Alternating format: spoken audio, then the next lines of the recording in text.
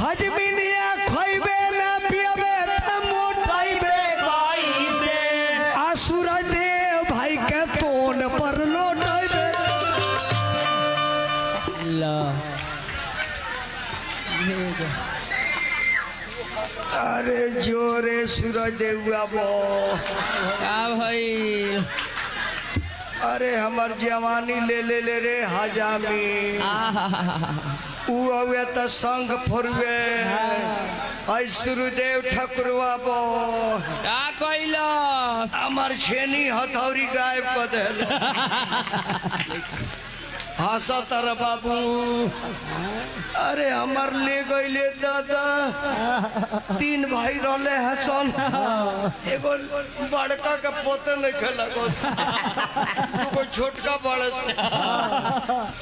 हजाम ठाकुर केने गनी